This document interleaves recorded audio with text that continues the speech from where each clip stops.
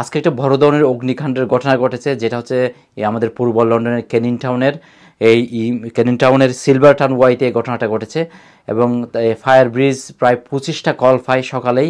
তার মধ্যে প্রথম কলটা পায় তারা 8টা 23 মিনিটে, এবং তখন থেকে ফ্লাস তো পপুলার এবং সারাউন্ডিং এরিয়াতে যতগুলো ফায়ার সার্ভিস স্টেশন ছিল সেখান থেকে ফায়ার ব্রিজটা আসে, ফায়ার ব্রিজের ইউনিটগুলো আসে, গাড়িগুলো আসে, এবং সেখানে প্রায় 70 জন ফায়ার ফাইটার কাজ করেছে এই আগুন নিভানোর জন্য।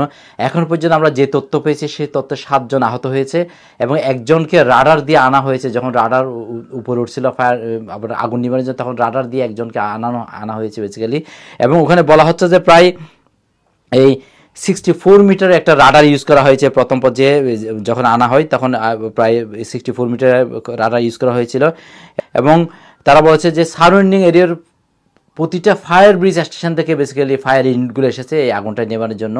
এটা মানে ওই সময় প্রায় রাস্তাঘাট সব বন্ধ করে দেওয়া হয়, এবং প্রায় সকাল থেকেই রাস্তাঘাটগুলো বন্ধ করে দিয়ে তারা ফায়ার ফাইটার চেষ্টা করেছে তারা আগুনটা কীভাবে নিভানোর জন্য। এবং আজকে সবগুলো পত্রিকা এবং এই নিউজটা কভার করেছে বেসিক্যালি।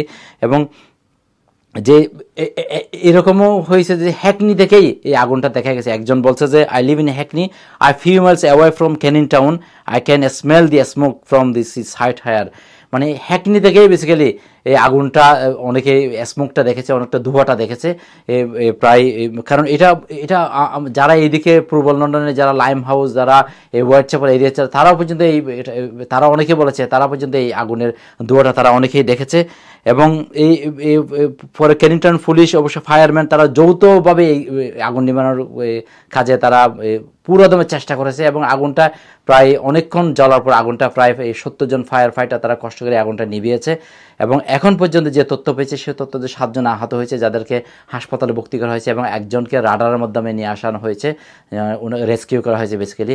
এখন পর্যন্ত জানা যায় না আর কতটুকু কী পরিমাণ ক্ষতি হয়েছে, এবং কীভাবে আগুনটার উৎপত্তি হয়েছে, এবং কোন জায়গা থেকে হয়েছে, কোন ব্লকের কোন রুম থেকে হয়েছে, সেটা এখন পর্যন্ত জানানো যায় না। এবং ঘটনাটা বেসিক্যালি কী কারণে এই ঘটনাটা হয়েছে, আগুনের উৎপত্তিটা কি, এখনও পর্যন্ত সে তথ্য আমরা পাইনি।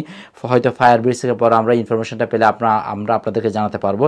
এখন পর্যন্ত এই তথ্য পেয়েছি আমরা, যে আমাদের হাতে এখন পর্যন্ত এই তথ্যটা ছিল যে ক্যানিং টাউনের যে আগুন লেগেছে সিলভারটাউন ওয়াইতে, এই আগুনের তথ্যের সর্বশেষ আমাদের এখন পর্যন্ত ছিল। হেফাজুল করিম রকিব, NL24।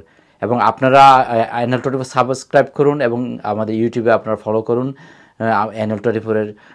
NL24 আপনারা বিভিন্ন রকম তথ্য, কমিউনিটি খবর জানার জন্য।